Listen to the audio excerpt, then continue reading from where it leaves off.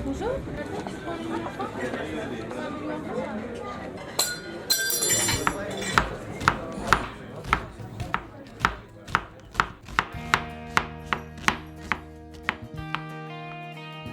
we're trying to do is give people the choice. If you want to come in and eat a big, great quality steak, triple cooked chips with the best béarnaise sauce you're ever going to have, you can have that.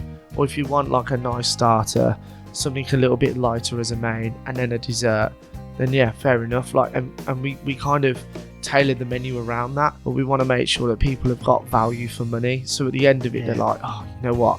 That was great. And so we're trying to give the choice. If you don't want a tasting menu or an a la carte menu, you can sit in the bar and have some wings and a beer, or you can sit in the garden and have some wings in the summer. Hello and welcome back to Breaking Bread, the Birmingham-based food podcast presented by food obsessed mates Liam and Carl. I'm your host Liam. Very happy to have you all listening today. We have got a very exciting episode. I'll get on to that in just a sec. Start by thanking everyone who listened to our last episode. Brilliant episode with Gail and Barry from Parkinson's UK. We obviously sat down and had a good old chat about their up and coming secret supper. Obviously a big event, massive fundraiser for Parkinson's UK. Obviously brilliant charity. We were more than happy to help out. But more than that, we're just very excited for the whole evening. It's going to be an absolute cracker of an evening. 3 courses, 3 different restaurants, and a whole lot of fun. It's just going to be a wicked night. So there are still just a few tickets left remaining for that. So if you haven't got your ticket yet, go over and, just go back to the show notes from the last episode and you'll find the links to buy your tickets there. And obviously if you haven't listened to the episode yet, have a listen, really moving listen. Barry's brilliant, Gail's brilliant, so really great chat. Me and Carl have had a few exciting goings on, something in the pipeline that we're working on bringing to you. I think it's going to be really cool. I think you're all going to love it. We're really excited by it,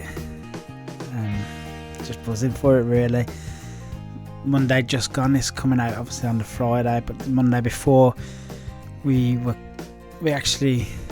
said we felt like we won a competition or something. We were actually invited down to London to try Dishoom. They're based on the old Irani cafes over in Bombay.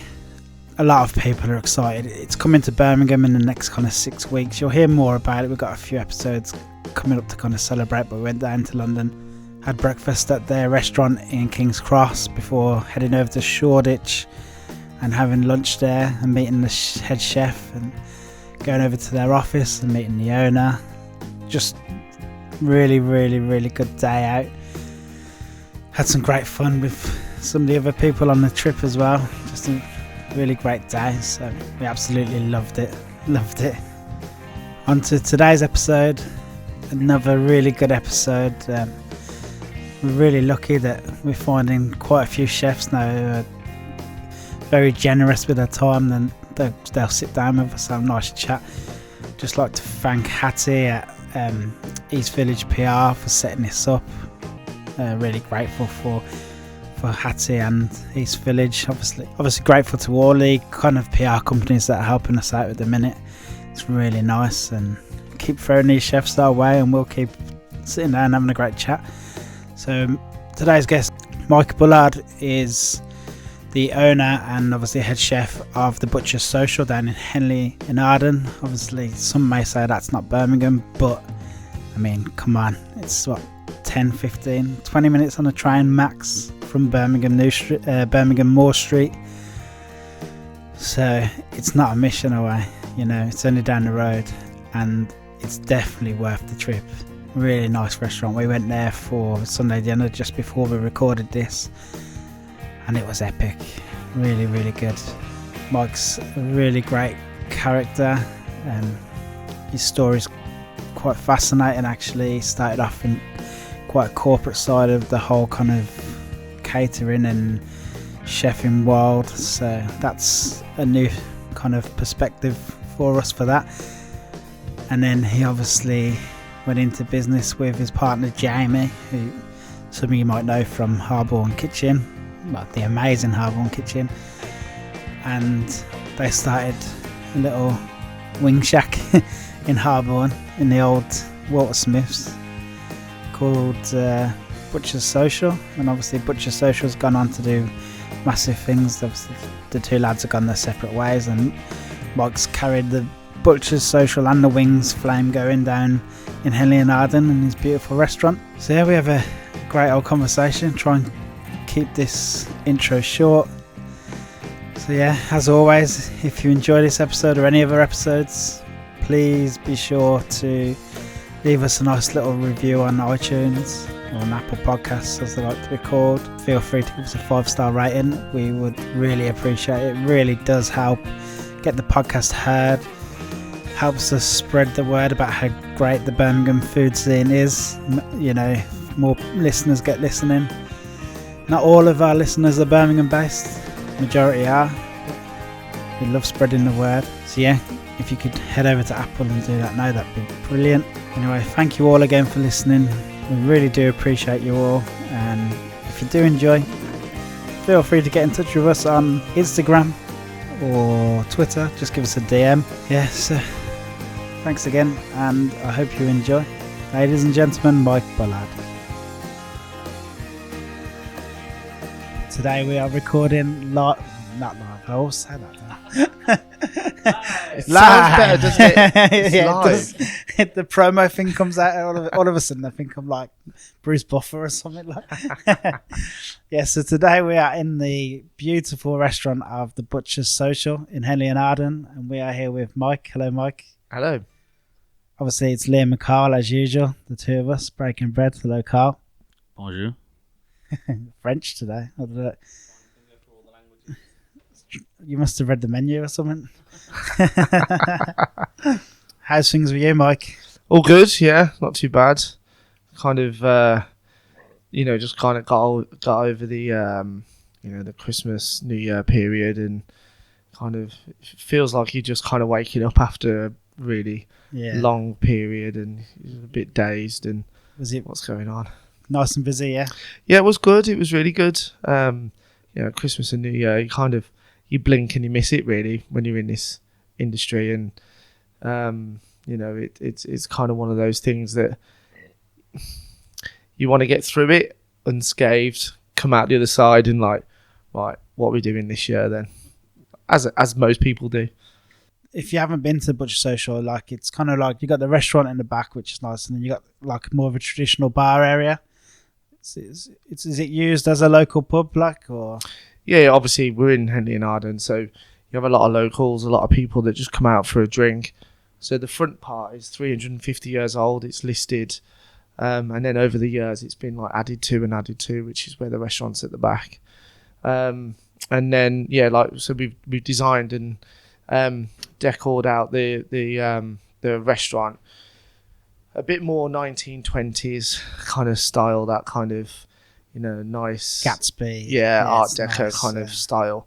And then we've got a huge back garden, which you might have seen. Yes, and yesterday. yeah, I was jealous it wasn't sunny. I'll be back here in the summer for that. Yeah, I think everyone else is as well. Yeah. We have about 140 seats in the garden, so that can get pretty hectic, especially when the weather's really nice. And it doesn't matter what day of the week it is around here. If it's nice, everyone's out, which is great. And not only can you have 140 in the garden, you can have 140 standing out the front as well. Yeah, on the pavement, in the street.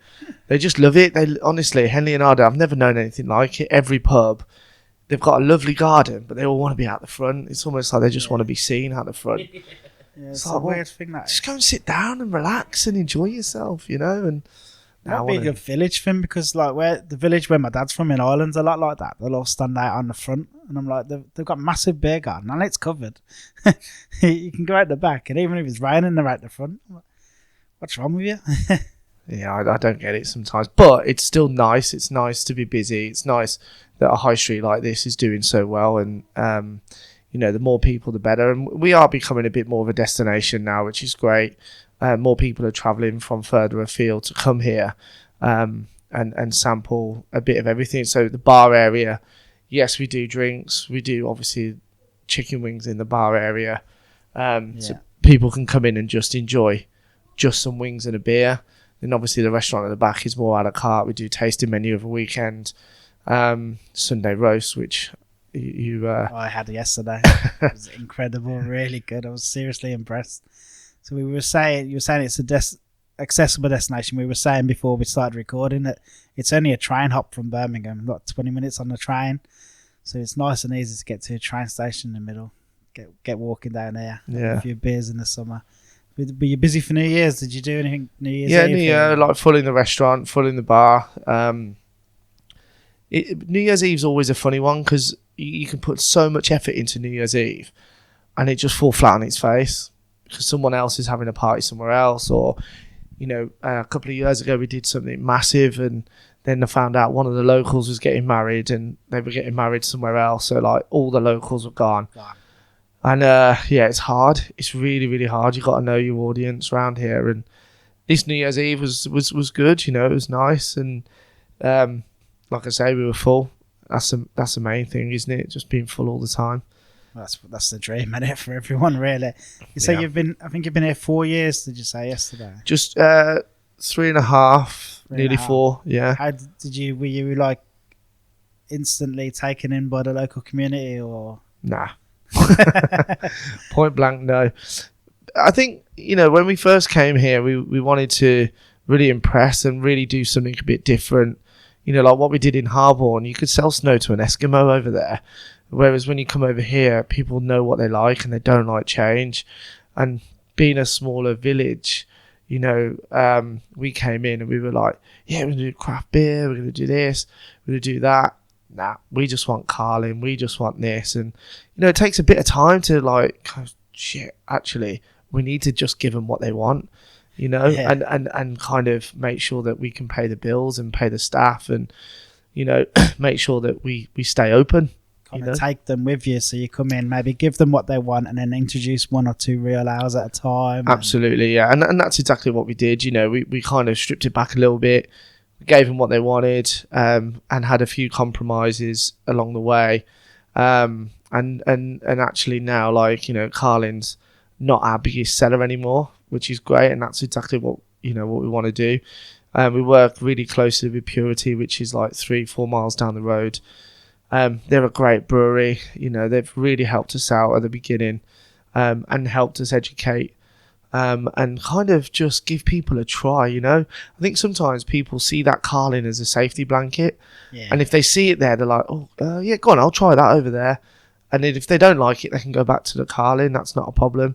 Whereas if there isn't anything as their safety blanket, they're like, oh no, we'll go next door or we'll go down the road. Probably like us. I mean, me and Carlin, a little group of mates we've had from school, there's a couple of them will only, we're not going in there. They don't sell Carlin, whereas we would be like, yeah, we'll try the real hours. But if 2 or 3 people say, no, I don't want to go in there, there's no Carlin, you're probably not going to go in there, are you? Like, yeah, exactly. I mean, I think the first week we had like a death threat through the door. Like, and I'm not even joking. I've still got it upstairs. I'm going to frame it one day and put it down, put it up on the wall somewhere. Like, who the fuck are you to try and educate us? And like, we don't want change. You better watch your back. And I was just like, oh my god. I think it's worth pointing out at this point that Henley In Arden's quite an affluent village. This isn't the Bronx. No, not at all. A posh place. Absolutely, yeah. And like, people just didn't like change, and so we just said, well, okay, well, we'll give them what they want. And in terms of the menu, the food menu, though, we were always quite advanced on that. And because again we had a few chicken wings and we put a few dishes on the menu that people could recognize, it wasn't so out there. People embraced the food much quicker than they did with the bar. And so over the years, or over the last 3.5 years, we've been able to like expand the menu, do a few more things. We change the menu every month, the a la carte menu every month. So if something doesn't work, we can just take it off and change, even after a week if it's not working, or we can just go, right, let's scrap that, we'll start again. Or we print our own menu, so it's much easier in house just to change something and go from there. Would you describe, because I've only had the Sunday dinner, but I think I had a quick glance at the menu, there seems to be quite hearty food? Like there's good steaks on there, and I think it can be if you want it to be. I think what we're trying to do is give people the choice. Like if you want to come in and eat a big, great quality steak, triple cooked chips with the best béarnaise sauce you're ever going to have, you can have that. Or if you want like a nice starter, something a little bit lighter as a main, and then a dessert, then yeah, fair enough. Like, and we kind of tailor the menu around that. And the same with the tasting menu. We certainly don't scrimp on the portions, but we want to make sure that people have got value for money. So at the end of it, they're like, oh, you know what? That was great. I'm nice and full. I'm not stuffed. I'm not bloated, but that was great. And for the money, perfect. That was brilliant. And so we're trying to give the choice. If you don't want a tasting menu or an a la carte menu, you can sit in the bar and have some wings and a beer. Or you can sit in the garden and have some wings in the summertime. Yeah, I think by hearty food, I didn't so much mean big portion food. I meant like food you'd like to eat. Like it seems like the kind of food people wants to eat. Like I think it's food that people can understand. Yeah, that's exactly what I was trying to say. So, it's food that people can understand, and that there isn't any fancy words on there that people don't understand. Although I did have to ask the waiter yesterday what the dessert was. And then when he said the Pampadu. Yeah. I was a bit embarrassed. I was like, what's that? I should know what that is. No, that's cool. Like, he said, it's like eggy bread, yeah. I'll have Get that. me one of them. That was delightful. Yeah, no, I suppose, there are certain things that, we put on the menu that are quite classical, and we play around with different ideas. And I think, it's good for us to be able to just change the menu whenever we want to and just go, you know what, we're going to do that tomorrow, or we're going to do this tomorrow. There's no set in stone. We're not governed by Michelin. We're not governed by someone that's telling us that it has to do certain things to meet a certain criteria. We just do what we want to do. Who decides on the menus? Just you, or? So the majority of it, is myself with, input with the lads in the kitchen. And I'm sure that we'll probably talk about it a bit later, but staffing has been really difficult. So it's difficult to get people to have an input on the menu if they're gone in bloody 2 weeks time, or it's hard. And for me, it's about keeping the consistency and keeping that consistent menu. So if you came here 6 months ago, you come here tomorrow, it's the same in terms of the same quality. No matter what you're going to have off that menu, it's going to be good quality. And I suppose with the lads that we've got in the kitchen at the moment, it's probably been the most consistent that we've had. But they're all fairly young, so you're trying to develop them into just making sure that they can cook, make sure that they can season well, make sure that they can put a nice plate of food out to a customer, with my supervision. And then get them to start thinking for themselves, right, okay, lads, what could we do better with that dish? What could we do better with that? It seems like your training's quite on point at this restaurant. It seems to be something you take quite seriously.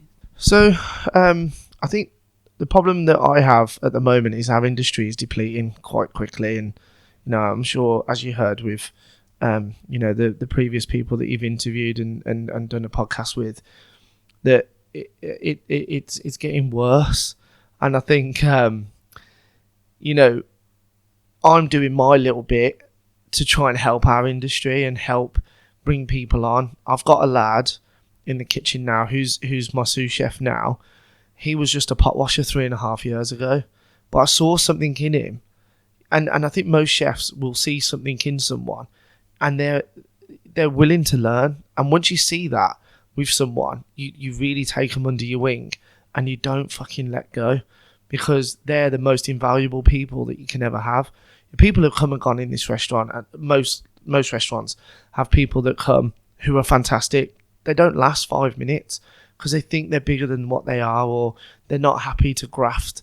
They're not happy to put the time and effort in. But with my sous chef Dan, he is Romanian. He's got this work ethic in him like I've never seen before. And like I say, he was a pot washer 3.5 years ago. And so, to now, I can leave him in that kitchen on his own and I can trust him because I know he can cook how I want him to cook. And I know he'll watch what else is going on. I'm here pretty much, 95% of the time anyway. But it's nice to have that feeling that if you do need to nip out, you've got someone who's got your best interests at heart. And certainly with showing them butchery skills, showing them how to fillet fish. There's so many people out there now that don't know how to do these skills. We have especially in this area a lot of people that go out shooting. We can have 50 ducks placed on the back fence. We can have a couple of whole venison, put over the back fence, and I've got to show them how to take the skin off, take the hide off, take the feathers off, and butcher it from scratch, and that just doesn't happen enough in our industry anymore. That doesn't seem to be something most people are doing at all. Like, you can just buy in venison steaks and you can buy in this stuff, it's already done. But the art of just taking it from scratch and just really down to the bone, because then you end up with all the best bits anyway. You end up with of course you can make the best sauces as well. Like, you got everything that's left over, you can get the best sauce, you can get you can use everything out of it. Like, one of the venison dishes that we did recently was we made like a faggot pie suet pudding. So we did a loin of venison and then we used all the other parts, put it in through the mincer, put some pearl barley, some herbs through it, and put it into like a little mini suet pudding. And that just shows you that you're using everything that you possibly can of the animal, because if it's gonna, if you're gonna sacrifice an animal, then you need to make sure you use all of it. And it's then ethical as well. Yeah, absolutely, yeah. And I know Dan's doing something wonderful with the hide at the moment. He's trying to dry it out, and I was kind of listening to what he was saying, but it's been a long month in December, and so it's really important, and especially when a chef orders something in wrong and it comes in, but you really need it.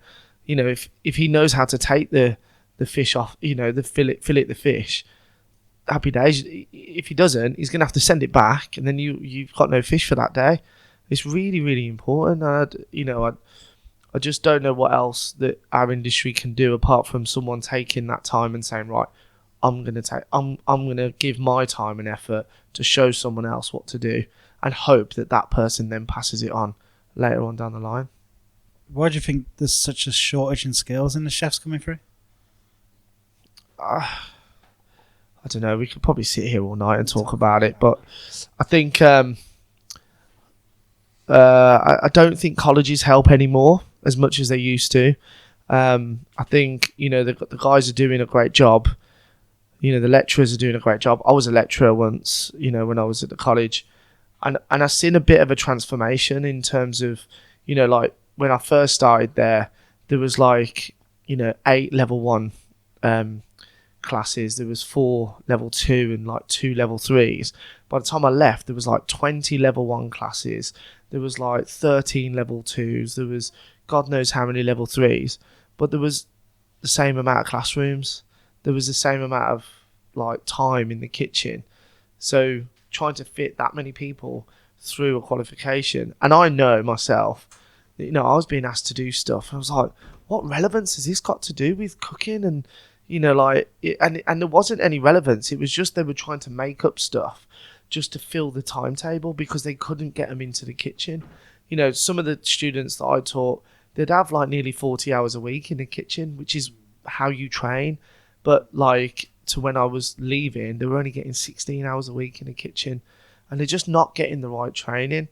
And then obviously, you got the apprenticeship route, which is what I believe in more, because people can go in and they can learn on hand. But there's only a certain amount of places that you can do that by, a lot of them that prepping food from scratch. A lot of places now, as you say, they just buy everything in because it's quicker, it's easier, it's more consistent. And the youngsters, they watch telly a lot now as well. And, once they go to college for 2 years, they watch MasterChef, and then all of a sudden they think they can be head chef in a restaurant.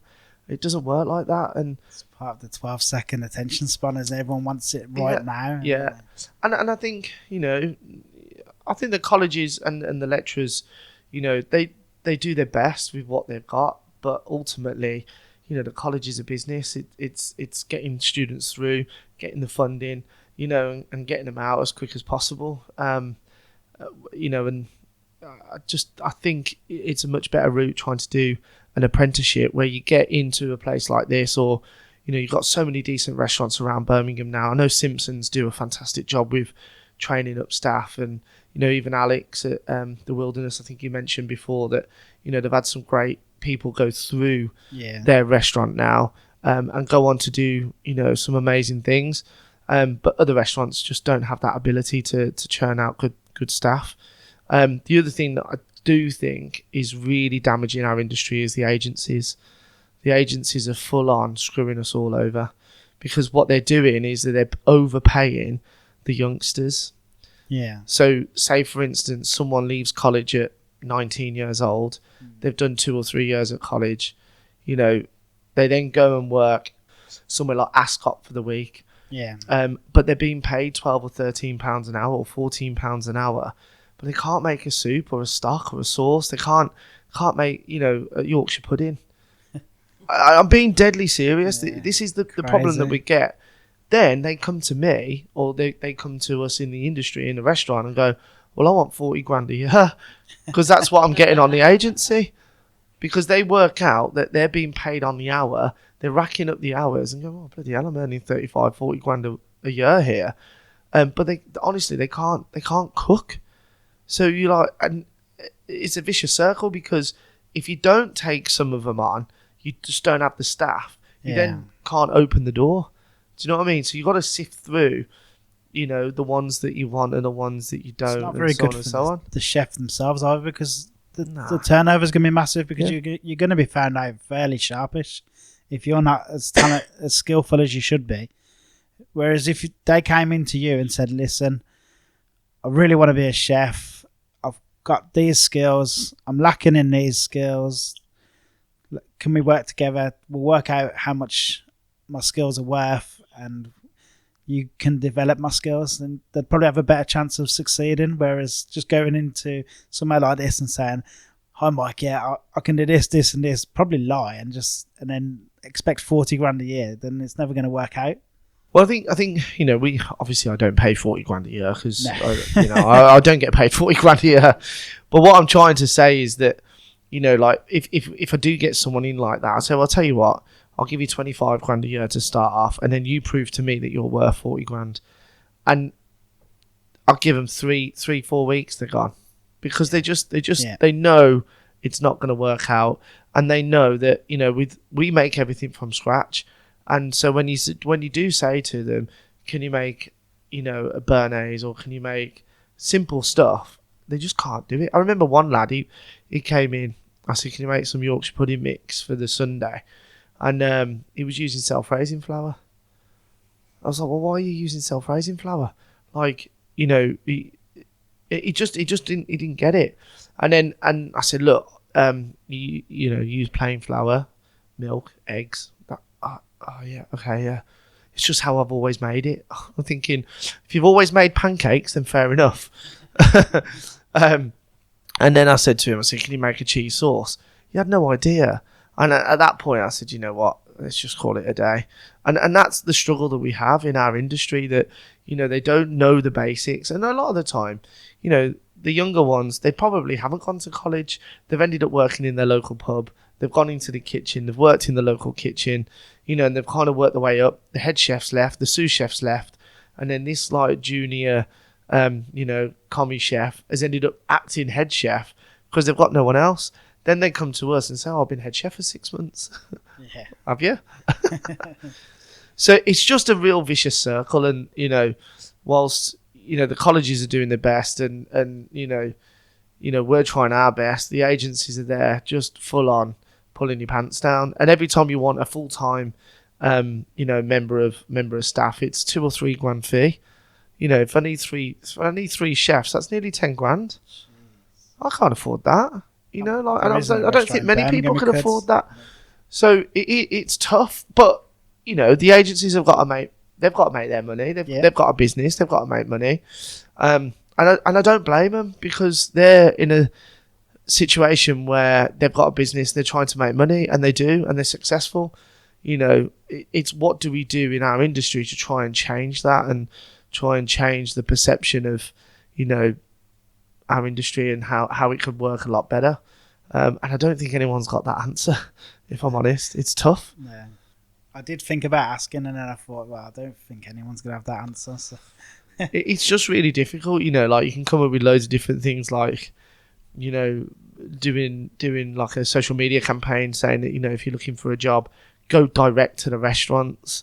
The old school way of going round the high street and handing your CV into local businesses. We have it a few times. There's some of the 15, 16-year-olds when they're nearly finished school, and they'll come round and hand their CV in. But a lot of the mainly chefs and some of the front of house supervisors and managers, it's too easy for them just to pick up a phone an agency and say, I'm looking for a job. And then someone will then, like whoever the agency is, phones me and says, I found someone for you. So 2 phone calls, they're making three grand. Easy. And I'm not there to slag everyone off, but it's just our industry's getting harder and harder. It's not something you really hear people talking about either, so it's important. So. Yeah, of course it is, yeah. And I think, the more people can just stop being lazy and start looking for a job themselves, like, if it was me and I was looking for a job, I'd look at where I would like to work. It's almost like a footballer, isn't it? Footballers want to play at Man United, Man City, or you might have some footballers that want to play local to where they live. Yeah. Why can't chefs do that? Why can't they go, you know what? I'd love to work in a nice hotel that does nice food, got a nice golf course, whatever it might be. That's where I want to work. So I'll then research in the local area that has that for me, because I want to play golf on my time off, or I want to use the spa. It might be that someone says, you know what, I really want to crack at the Michelin thing. So I'm going to look in my local area where I could try and learn a little bit more and work in a Michelin restaurant. Yeah. People don't do that. They're just lazy and go, I need a job. And in return, then you need chefs like yourself and a few of the others we've had on who will take the time then to invest in that chef. Obviously, so I think I would say for all the chefs we've asked about, especially ones who've got their own business, what's the hardest part? It's obviously the staff.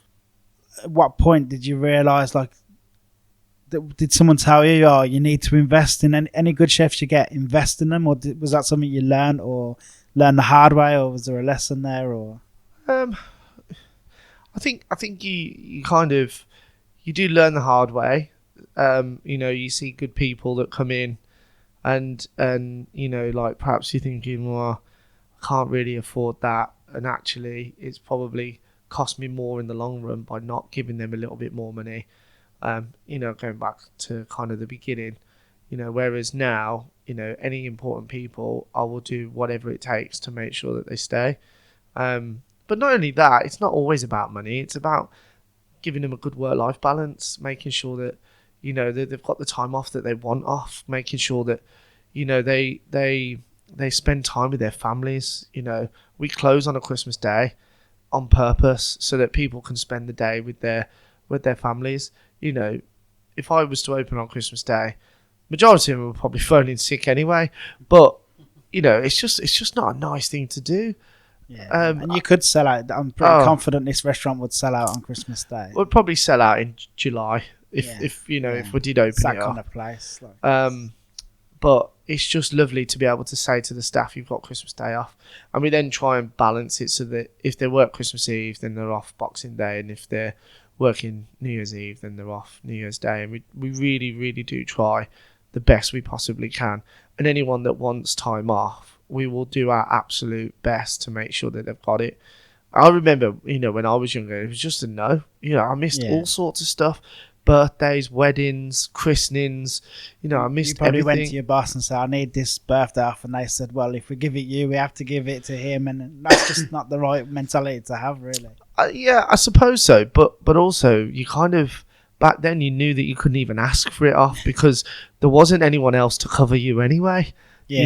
You didn't want to let the team. We had back then, we were such a good team. You didn't want to let the team down.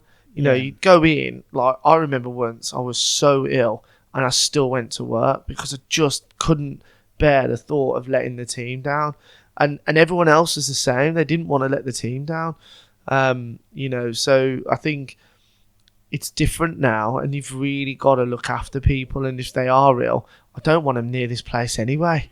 Yeah. You don't want them coming in, because Definitely not. and we have had it previously where someone's come in and they've got a bit of man flu, and then within a week everyone's got it, and it makes it worse. Yeah. So you're better off. And I say to them, if you're ill, just tell me and don't bother coming in, because I don't want it, and let alone do I want any of the other guys to have it. So things are changing, and I think it is changing for the better. I think people are starting to realise that, and it is changing for the better. We're talking about how you trained people to work in your restaurant. So how was your start out in this? Where did it all come from? Just watch telly. I'm only joking. Ready, steady, cook. That's it, yeah. Ainsley Harriot's my favourite. So basically, I started...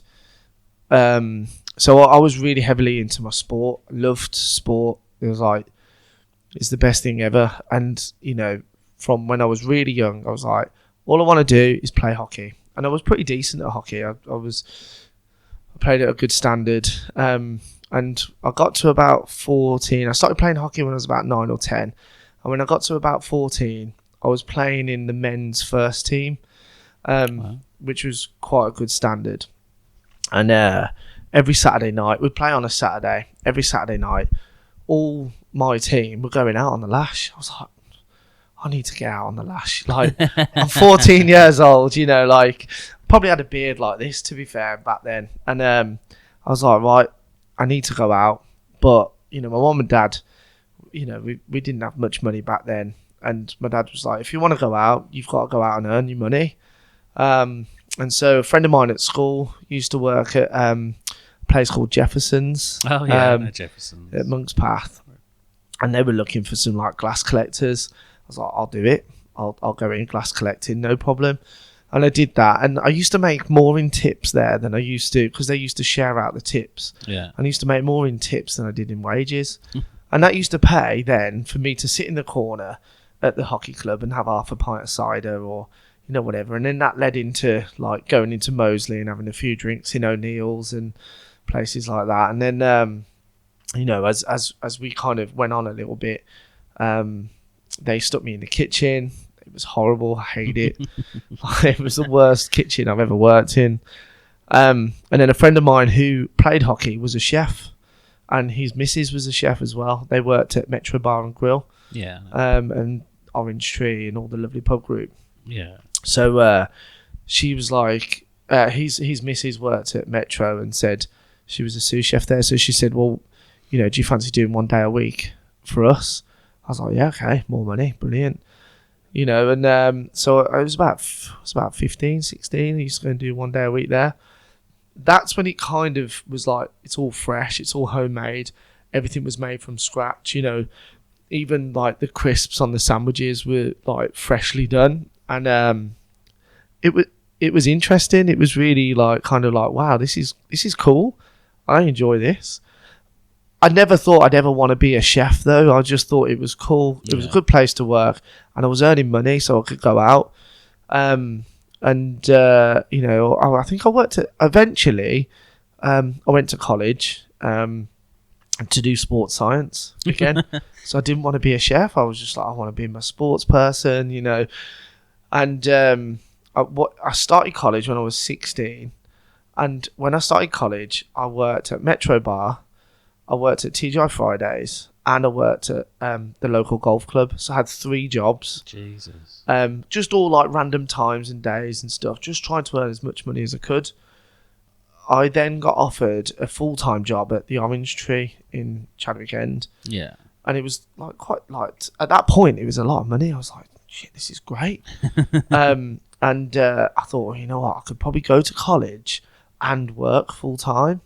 That didn't work. No. It was the worst thing ever. So I gave college up. I was just like, I can't do this anymore.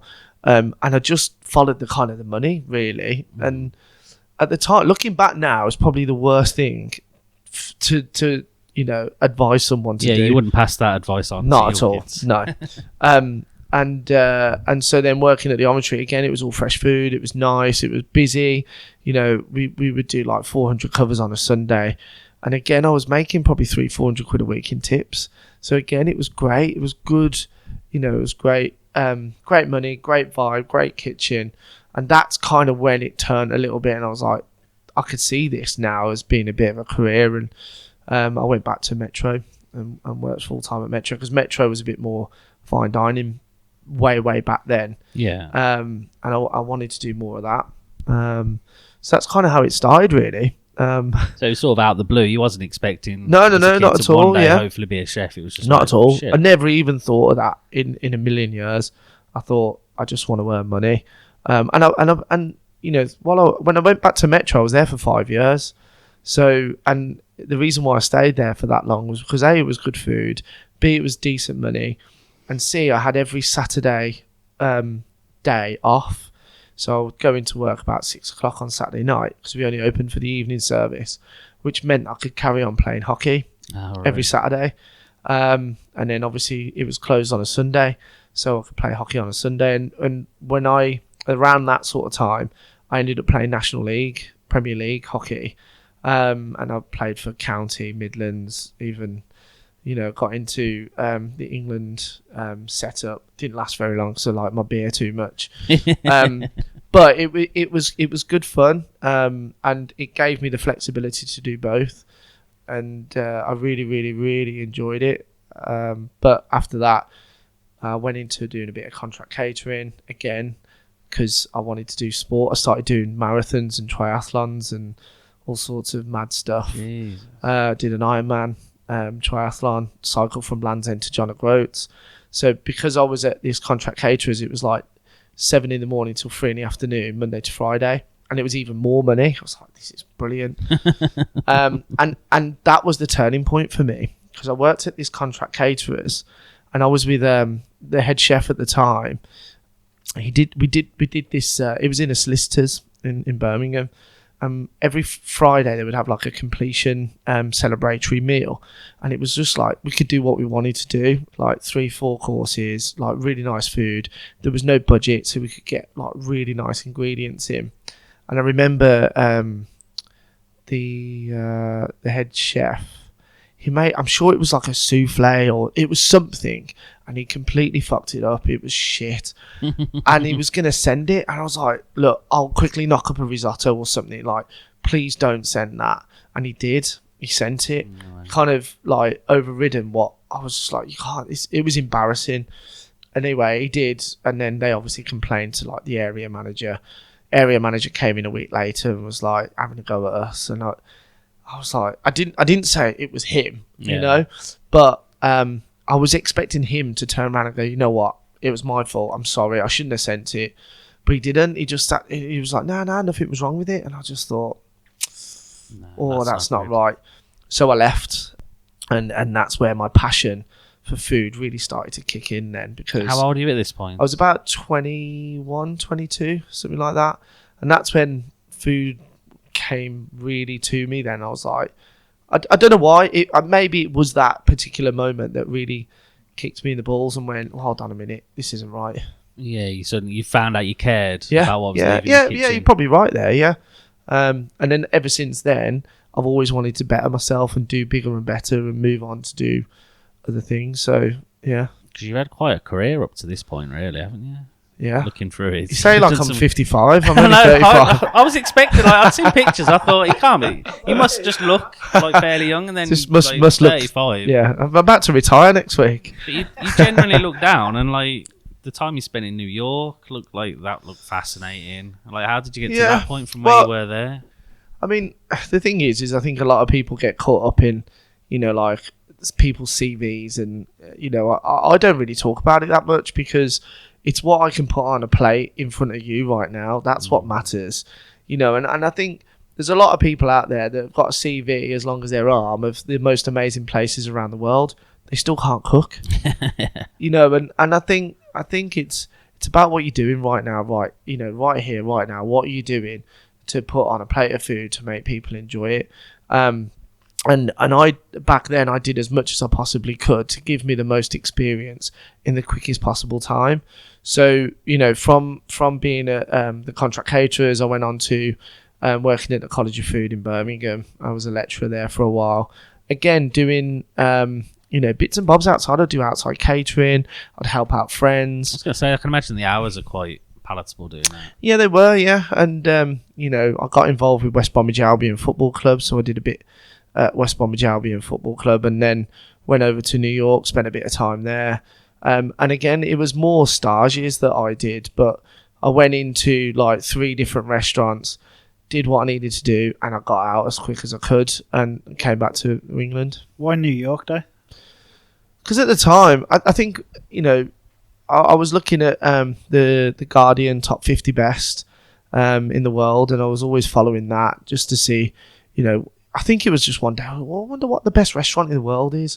And then that's when you start following it then. You start kind of looking at the list. You look at, well, what's in England? Where's the top, 50 in England? And you just start looking around like that. And I don't know. I think I've always liked America anyway. I've been there loads and loads and loads of times.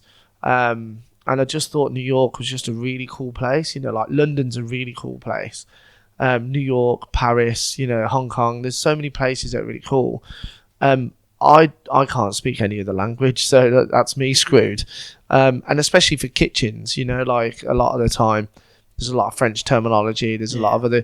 If you go to Spain, if you can't speak Spanish, you're fucked basically, because if you're in a kitchen, you need to know what they're talking about very, very quickly.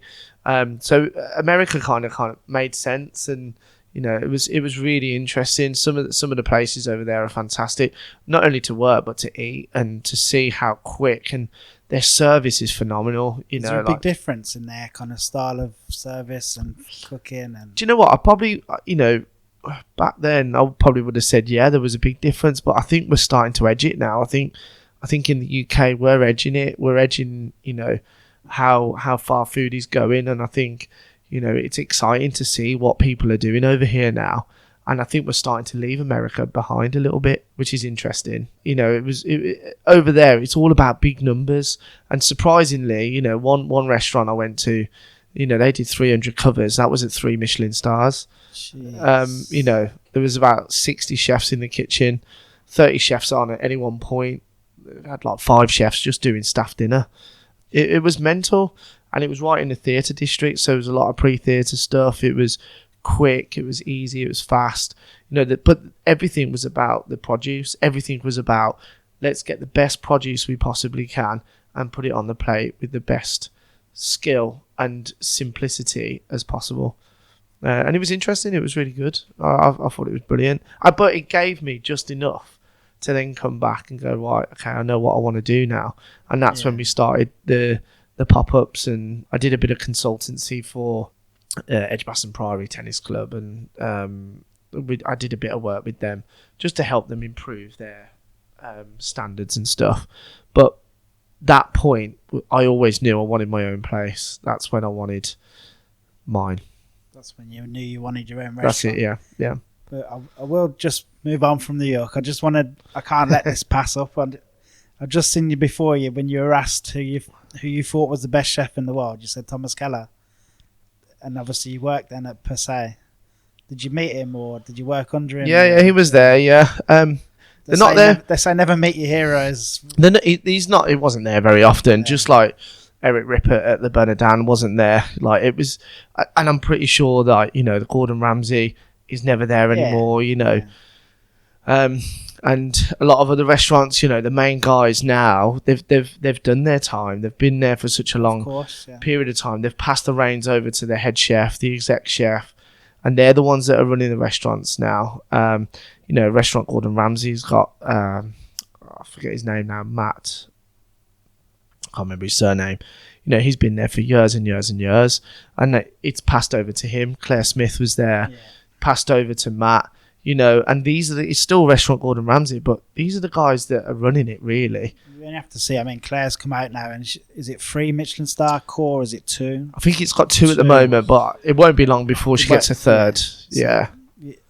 Gordon doesn't have to be there for the quality to be there. Like, these are talented people in their own right. So. Yeah, and again, I suppose you've got to make sure, just like I'm doing with the lads in the kitchen, You got to get them to a standard that you then don't need to be there.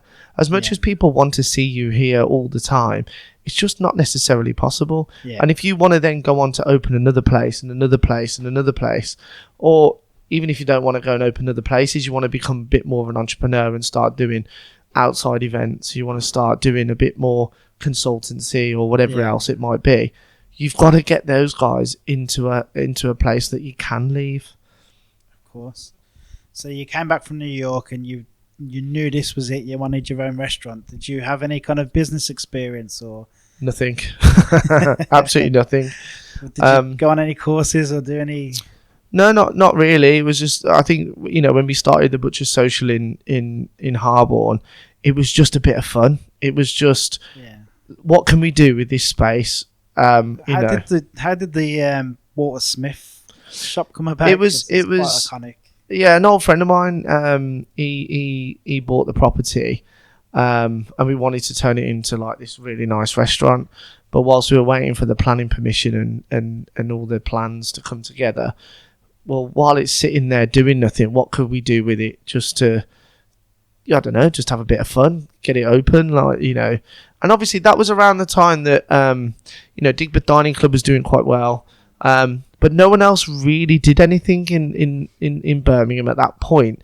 And then we just came out of nowhere. People didn't expect it. We were doing a couple of pop-ups already at the Harbourne food school, like the cookery school. So we were doing just like once a month, we'd put on like a 6-course tasting menu. Again, just for a bit of fun. We used to market it to pretty much our family and friends, and it was only 20 seats. And at that time, we said, well, actually, if we've got this down the road, why don't we just do some beer and chicken wings, or put a DJ in the corner and just see what happens? And that's kind of how it started, really. It was never really, we didn't sit down and write a business plan. We didn't, we didn't do anything, actually. Cracking idea there. A lot of people would just sit and wait and go looking for finance or even, I don't know, put it on like a mood board and expect the world to bring it to them, but you went out and done something about it. We did. And I think that the thing I would say is that we just had a go. We just kind of said, you know what, let's just give it a go. Okay, what do we need? Right, well, we need an alcohol license. Well, we don't need an alcohol license. We'll just get a temporary event notice. It's like 30 quid. So that's kind of how it started. Well, we need tables and chairs. Well, we can't afford tables and chairs. So what else can we do? I know, we'll make our own out of wooden pallets. Yeah, and that added to it, which was exactly, brilliant. And I suppose that's that. With the wooden pallets we got for free. It was just a bit of time knocking them together. That's kind of how it started. So I think, all in all, it probably cost us, I don't know, 500 quid just to get it open, like, to begin with. And on that first night, we had no idea what we were going to do. I remember seeing, I think we must have had about 200 kilo of chicken wings in the fridge, going, well, what do we do with all this chicken if no one turns up? And I think that was quite exciting in itself. And I remember opening the doors at 5 o'clock, and me and Jamie, we kind of looked at each other and went, shit, what happens if no one turns up? And a few people walked in, and a few more people walked in, and a couple of hours in, we were like, this has got a real buzz to it. We had the DJ going, people were queuing. We had these like little raffle tickets, so when you ordered your chicken wings, you got a raffle ticket, and when your wings were ready, we would just shout the number out. I love how you didn't think until 5 o'clock, oh God, what happens if this doesn't work? Like, you were so certain until 5 o'clock. Do you know what? I don't think we were really certain. I think we were that busy of trying to get it up and running that we'd never really thought, what if people don't turn up? It was only at that point that we opened the door. We were like, oh God. As it was, we got halfway through the night and it was rammed. I had to put a friend of mine on the door to stop people coming in, because it was at maxed capacity. I don't even know what the capacity was, to be honest. Like, you never had highly illegal fire assessment. Or no, we didn't. At that point. You just went for it. We did. We just went for it. And I love that story about how you did just go for it. Have you any advice you could give to someone who might be listening, who might be in a similar kind of situation, who has an idea and thinks, might be even talking themselves out of it a little bit? Would you be able to? I think if as long as you're not the good thing for us was that we didn't have to purchase the property. We didn't have to, we agreed that, depending on how the night went, how much we split the money between, like, kind of me and Jamie and the guy who owned the building. And it was only ever going to be one night, so for that there wasn't really any risk. Yeah. Apart from having a load of food and beer, like, if that had been wasted, then that's kind of the only risk that we would have wasted. So if someone's got somewhere like a venue that they're not having to pay for initially, they're not having to spend money on loads of fit out and whatever else, then just bloody have a go. Just go for it, because if it doesn't work, you haven't lost anything. Just go on to the next. I mean, there's quite a few, I don't know so much Digbeth Dines, but there's a few little bars and stuff now that are offering pop-up places. And I mean, our friend Ben at Little Blackwood's always saying, we'll have anyone in for a pop-up. I mean, he's got us cooking there at the end of the month, so he definitely will have anyone cooking. You know what I mean? So there is opportunities. Brilliant, I'll come to that. I think it's sold out in bloody hell. 1 hour. An hour it's sold out. Not just us. That's incredible. There's a few other bloggers there too. Yeah. Yeah. Okay. Yeah, I don't think it's our fame. I think it's everyone else's fame. Yeah, but I think you're right there. Like, if you can use someone else's premises, and that's going on a lot more now, isn't it? People are doing pop-ups with other people. You got some Stuart Dealey's doing quite a few pop-ups with other people, and it seems to be more and more popular now. Back when we first started, it wasn't popular. Oh no, it wasn't. So because there's so much going on now, it's really difficult for people to choose, well, which one should we go to? Yeah. I suppose it's, if you've got a row of shops and there's 10 sweet shops, which one do you go to? If there's one, there's only one to go to. Yeah. So it is more difficult to try and do stuff like that. But I also think you've got to be a little bit different. And, like salted caramel chicken wings at the time, that was the headline. And I remember I Choose Birmingham putting that out, and within seconds we'd sold out. It was proper mental. That was the only marketing you need, was that? That was it, yeah. Again, it was free. We didn't pay for it. So I think now, anyone that's looking at doing stuff like that, they've got to do something a bit different.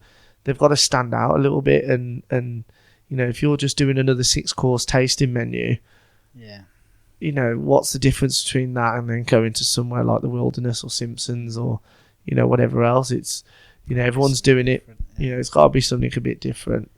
Obviously, you said we quite a few times. So you had your business partner at the time was Jamie. Yeah. Did you already know Jamie going into it? Yeah. We met each other at West Bromwich Albion. Right.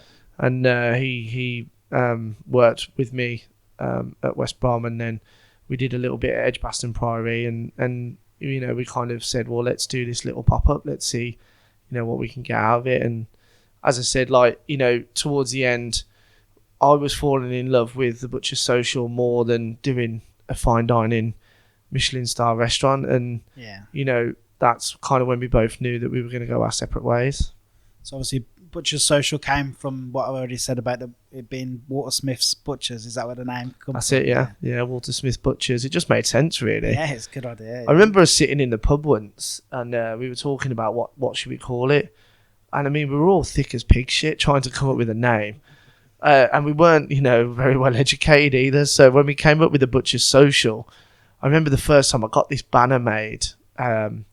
Again, a really good friend of mine helped me out with that. He owns a company, signage company, Hollywood Monster. And I got a sign made, and I forgot to put the apostrophe in it. Jesus Christ, the amount of people that used to come in and tell us, yeah, you forgot the apostrophe. So the thing we used to say was, well, no, we meant that. Yeah, we wanted to just see if you would notice it, that's all. Yeah. And it was just an ongoing joke. And even some of the bloggers and stuff, even now, go, oh, you still haven't got the apostrophe. It's just like a really funny thing. And that's where it came from. It was a butcher shop, so it was like, well, let's run with that. And I just really liked the fact that it was really good food, and it doesn't matter what environment you're in, whether you're sitting at a wooden pallet, whether we remember taking out the fridges at the back, and people were sitting in the back garden under a marquee. And for me, it's not about the environment, it's about the food. and about how much fun people are having eating that food. And when we then came to Henley in Arden, things had to change slightly. I was going to say, to an extent, I agree, because obviously chicken wings works in a situation where you got like crates as seats and seat out the back, move the fridges, but then like that wouldn't work here. It suits better with the whole kind of upmarket 1920s theme that you've got going on. It's a lot nicer. So yeah, no, I think that's where we've had to change. When we can, when I was looking at where to put the Butcher's Social, obviously you look in Birmingham city centre, you look on the outskirts, and then this came up in Henley, and I thought, you know what, it's perfect. It's exactly what I want, because we can keep the chicken wings beer kind of theme in the bar area, but then we've got a great restaurant at the back, and the restaurant at the back is where we can really kind of show off what we're about and what we can do. And I think that ultimately is the perfect scenario for what the Butcher's Social is. Well, you told me yesterday that there's you actually own the building. You don't rent it. Was that a conscious decision? Like, were you aiming to do that from the beginning? Did you think, I don't want to rent somewhere, I want to buy somewhere? To be honest with you, no. I mean, I've obviously got there's myself and a business partner in this in this property, and it was him that came to me and said, I've seen this place, go and have a look at it. And I was like, okay, let's go and have a look at it. And at that point, I never really thought about that we would own a building, like, and he gave me that opportunity to be able to have something like this, and that's great, and I think previous to that, it was just looking at renting, because like, it's just, especially in Birmingham, I don't think anyone can afford to buy a property in Birmingham now. All you ever hear on the news is the death of the high street. Nobody ever mentions that it's the fact that it's the landlords that are killing the high street. It is. I completely agree with that. It's the landlords that constantly keep putting up the rent. And as I said to you earlier, that we can only put our prices up so much. There's only so much you can charge for a pint of beer, or for a steak, or for chicken wings. You can't charge any more than that. So if the costs keep going up, eventually you've got to make a decision of either closing the doors or passing those costs on to the customer, and the customer has the choice whether he turns up or not. Like some things around, like like we said before about, if you need some electrical work doing and they quote you a certain price, you have to get it done because it's electrical or plumbing or whatever it might be. Whereas with food, it's optional. People can take it or leave it. And I think landlords are really, really not helping that situation at all. I get the feeling sometimes they'd rather just have an empty shell with no one sitting in it. Like, that's how it feels to me. I know nothing about it, really. Yeah, no, I think it kind of feels like that to most people. But any sort of businessman would not want their building to be empty. Any right person. But they will probably hold out for the right deal. And if they if they can get Starbucks in there or Costa Coffee in there, all of a sudden their property looks God knows how much more expensive than what it is if you had a smaller independent in there. And that's just the way of the world. That's just the way it goes. But surely then it's maybe up to the government or someone or the local council to cut the either VAT or make cuts somewhere else and help the small business owners out a little bit. Yeah, I think there should be. I know in other countries, like when you're first setting up your business, you're exempt from VAT for the first year or 2 years or whatever. In this country, it's 3 months in. Where's my money? And it's higher here than most. Yeah, of course it is. Yeah, and like that, and that's why most places don't survive, because they don't think about the VAT. They don't think about the investment that goes into a building. They don't think about the wages are constantly going up. They don't think about food prices that are constantly going up. And it is survival of the fittest. And there's not much you can do about it. But I think the government have probably got a few more things to think about than looking after smaller independent restaurants. Which, look, at the end of the day, it's just, it is what it is, and we've just got to crack on and do a good job. If you think of yourself here now, so most of your suppliers are probably within kind of 20-mile radius. most of your staff are probably within a 20-mile radius. They probably spend their money within a 20-mile radius. It makes sense to look after independents like this. It does. It really does. And I just wish that, we as a population thought exactly the same. And there are a small minority of people that do think like that, but the majority, they don't eat because they enjoy it. They eat because they have to survive. Yeah, it's and that's the majority. So you look at places like, Miller and Carter's, Harvesters, they're rammed all the time. But that's because those people, the majority of those people, I shouldn't, pinpoint all of them, but the majority of them, they go out because they just want to go out and eat. They're not, thinking about where they're going to eat. They're just going out and that's it, and to some people, that's like a nice night out for them. And they're not bothered about the quality of food, or they're not bothered about what they're eating. And I think there should be more support there for smaller businesses. I think there should be more support there. Like you said, the government should support if you're under a certain threshold or you got under a certain amount of staff or whatever it might be, then we'll give you more support, because those are the ones that, you want to push. These big corporate companies, they've got more money than sense. Yeah, definitely. And they're just, a lot of them are ruled by like a board of directors where they just care about profit and loss, and that's it. Exactly, it's just run by accountants and as I say, like, everyone's got to make money. Yeah. But there's a certain way of doing it, and if you can make money as well as doing something that you enjoy, then happy days. On to the positive. What would you say the best thing about having your own business would be? The best thing. That's a tough question. I suppose the best thing is that you're doing it for yourself. You're doing it because you care, and you're doing it because you're trying to make a better life for yourself, better life for my kids and my family. You do it because you want to have a go and see if you can be successful. There's a lot of people out there that don't want to have a go. They're quite happy with what they do, and their security is that they've got a job, they get paid, and that's it. Whereas for me, I want to see how far I can push and how far I can go, not only as a chef but as a businessman. And that's something that I'm learning more and more each day is, how can we do this, but how can we make more money, and how can we then progress on to the next thing. So do you have anything in the pipeline that might be coming up soon then? Yes and no. I think it'd be nice if we had something in the pipeline for me to say to you, yes, we're definitely it's an exclusive, we're definitely going to do it. But it ultimately comes down to having the right place, the right location, the right price, the right money. We're looking at doing a little bit more outside stuff now. We're looking at doing some stuff with Cheltenham races, Ascot races, doing a bit more outside public catering. That gives us a little bit more of an extra income without all the overheads and like that sort of thing. I'm doing some work with Solihull Moors Football Club now.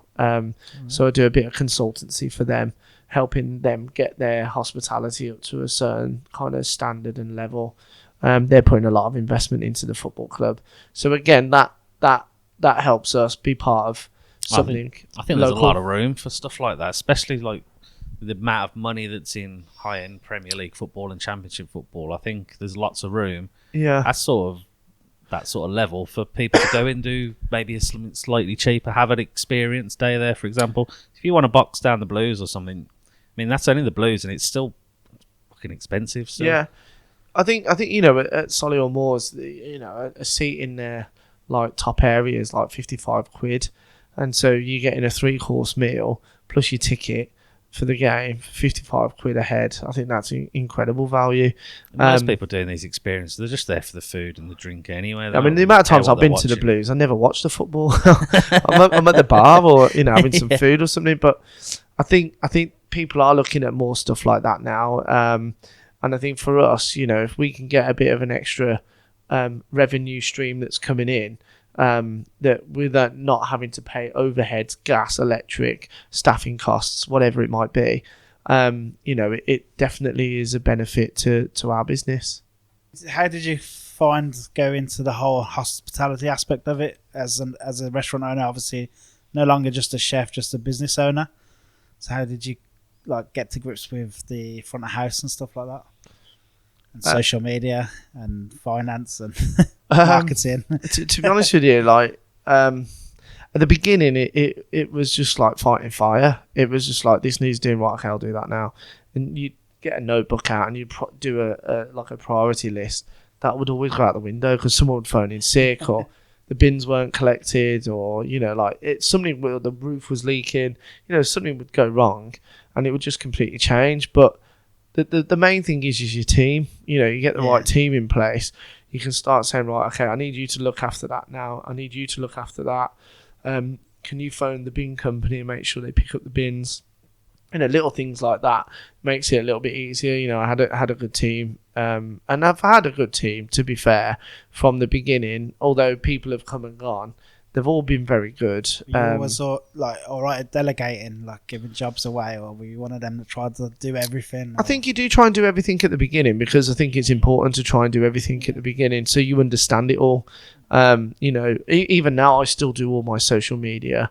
I still do a lot of the food orders. I still make sure that I speak to the suppliers all the time. But now, like, where we get more general inquiries about bookings, parties, like special menus, weddings, whatever, I pass them over to the managers and get them to look after that. And Dan's doing a great job in the kitchen, as I say, so he's pretty much running that kitchen now, which is great. Obviously I'm in there every day, but he's on top of things and he knows what he's doing, so it makes it much, much easier.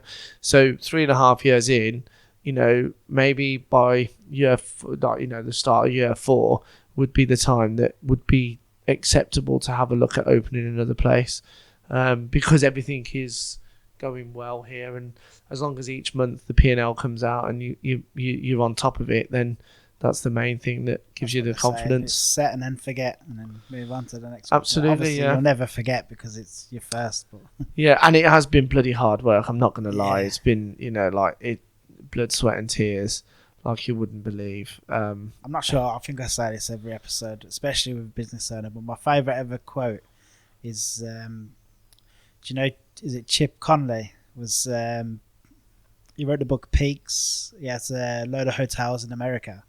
But he said, having your own hospitality business is like jumping out of a plane and then trying to figure out how to put your parachute on the way down. That's just brilliant. That is. Yeah. And you know what? I think I wouldn't change it for the world, because I've learned everything along the way.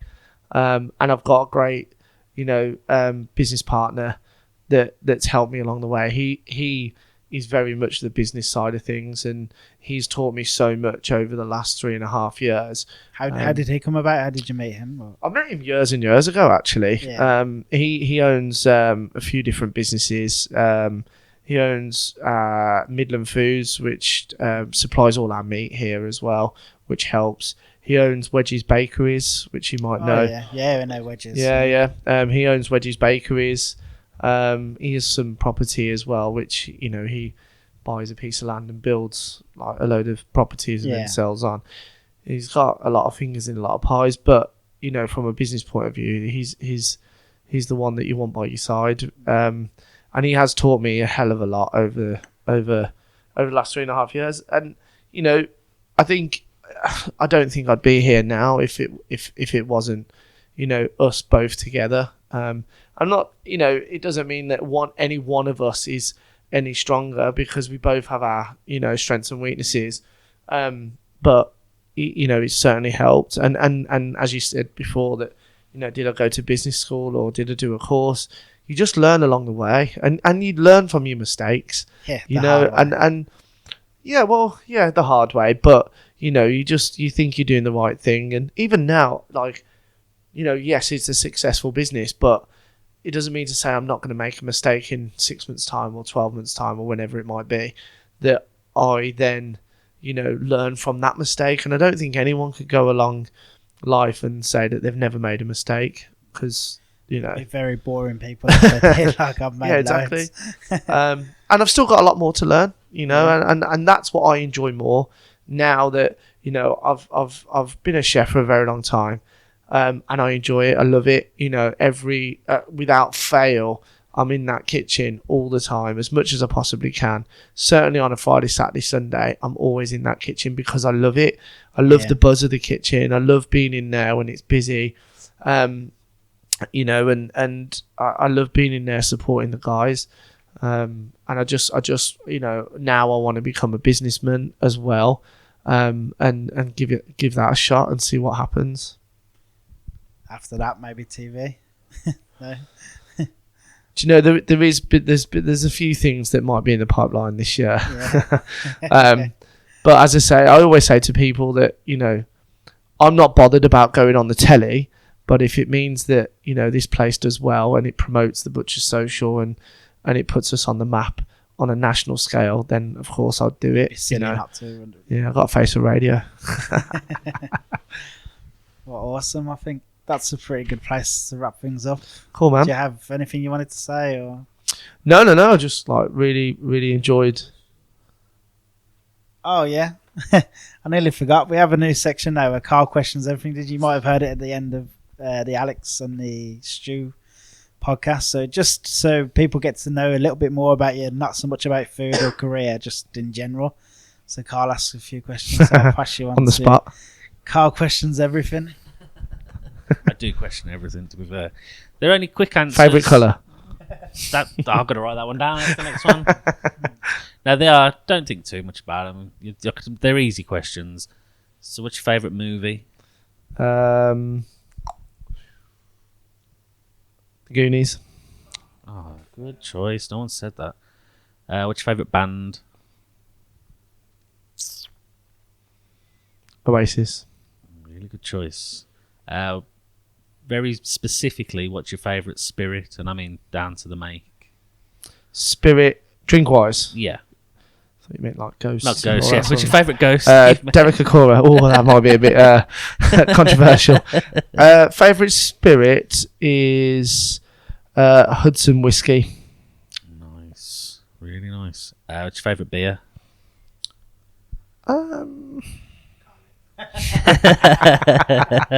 Yeah, It's still better not than Carlin. Foster's. I like Australia. Yeah, it's nice. I like the beer. Your favourite big food chain? Nando's. Oh, it's going so well. Liam loves Nando's and I can't stand Nando's. I don't understand it. Yeah, what you get? The extra hot double chicken burger, I think. I don't go very often, but No. What do you get if you get takeaway? curry every day of the week. Oh, nice. Not literally every day of the week, but curry is my favourite. What do you cook at home? Nothing. It's I don't have to. Honestly, I do not have time. I'm being genuinely truthful. The worst thought in my head is to cook at home at the Really? moment. When it is flat out, like the thought of going home and then cooking again after being in the kitchen all day, I just don't want to do it, you know. And even with the day off, I just want to get out. I just want to go and eat somewhere, or just try somewhere new or whatever it might be. So honestly, I don't cook at home. Did you have to do Christmas dinner this year? No. Oh, perfect. Do you find No. people are really reluctant to give you their food when you go to other people's houses? A lot of people ask me that. No, not at all. If someone gave me a fish finger sandwich, I'd love it. Yeah. Well, It's just the can't fact go that wrong, someone can else is cooking for me. you? Yeah. It doesn't matter how good or bad it is. It's just the fact that I'm not having to cook. That's all I care about. If you pop into Birmingham during the day, where are you popping in for lunch?